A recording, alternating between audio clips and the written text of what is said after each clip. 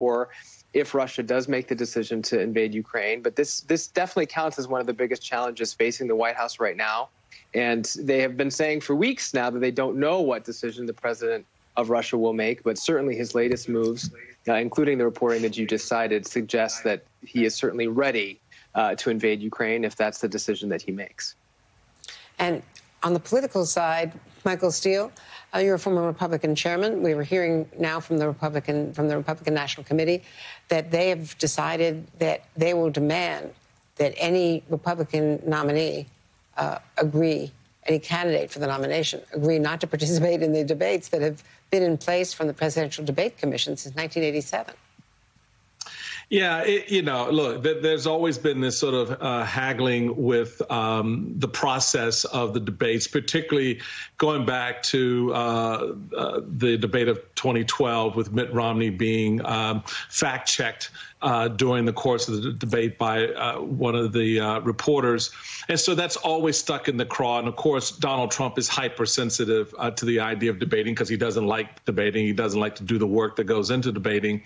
And so the RNC is now trying to, grease those skids a little bit more.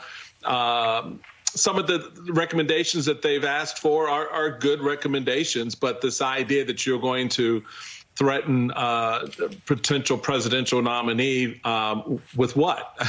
Because this is not something the political parties are involved in. The commission doesn't work with them because it's an apolitical process. They work with the campaigns.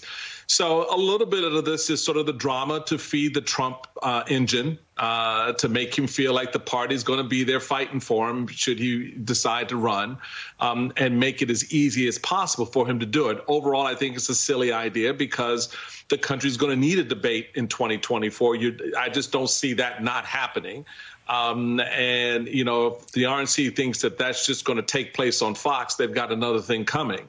So the reality of it is this is a lot of dog and pony show noise right now that's going to lead to very little because it's going to be the presidential nominee who ultimately decides when, how, and under what circumstances they debate. And very briefly, I referenced this earlier, but were you surprised by Lindsey Graham saying that Mitch McConnell has not been loyal enough to the former president to be the leader if they do regain the majority? Is this the same Lindsey Graham who wasn't loyal enough when he slammed, the president for what he did on January 6th?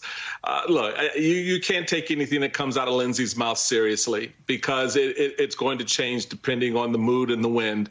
The fact of the matter is Mitch McConnell, of all the Republican leaders, has been the most unmovable by Donald Trump.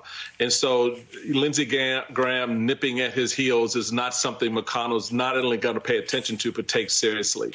McConnell has control of that Senate. Lindsey knows it. That was more drama for, again, feeding Trump than moving Mitch McConnell.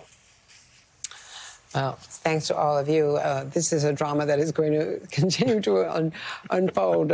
Kelly is nodding. I know she's going to be out there on the 22 trail and 24, of course. And it's going to be fascinating. God bless you, Kelly. Yeah, indeed.